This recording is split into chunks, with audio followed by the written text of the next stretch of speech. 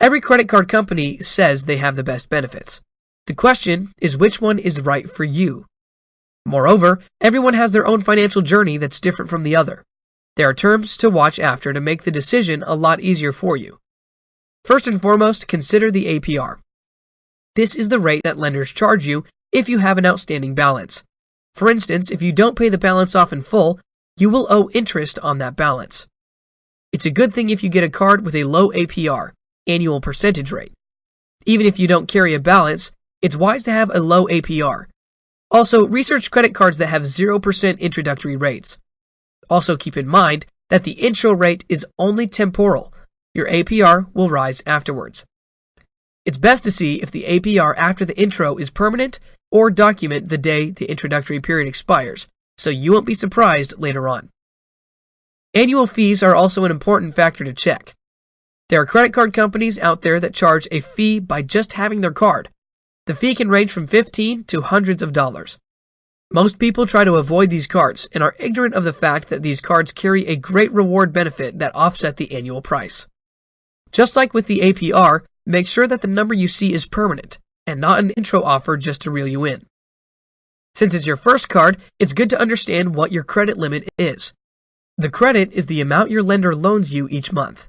Since the length of your credit history is not long when you decide to apply for your first credit card, lenders will only give you a small amount of credit, such as $300.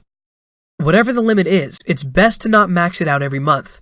You will keep a good credit score if your card utilization, which is the percentage of how much you use your card, is low. If you come to the conclusion that your credit limit is too low after several months, give your lender a call to request a limit increase.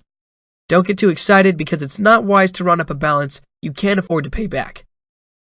The minimum payment you'll have to perform is another aspect to pay attention to.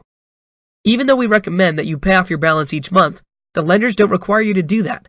They do desire to charge you interest on your purchases instead. On another note, they do require to pay you a minimum amount on your balance each month. That amount can be a flat fee or a percentage of the balance that you are required to pay each month in order to avoid late fees, which impact your credit score. Make sure that you pay at least the minimum each month. Here's a great tip. Set up autopay to ensure that you pay the minimum amount each month. Many people don't understand the difference between secured and unsecured.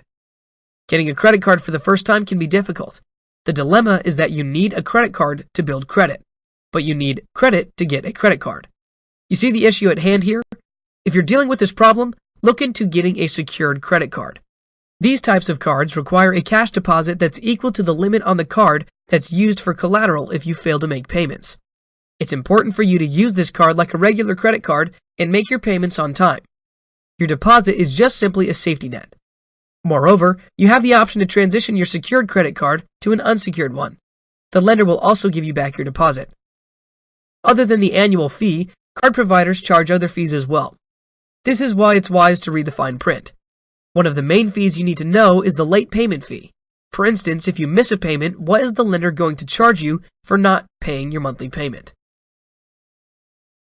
That's it for now. On our website, you can find more posts as well as calculators and other financial tools. Do you know more ways to get your first card? We would love to know your thoughts, so feel free to share them in the comments below. I hope you enjoyed it, and don't forget to subscribe to our channel on YouTube to get more free financial education videos.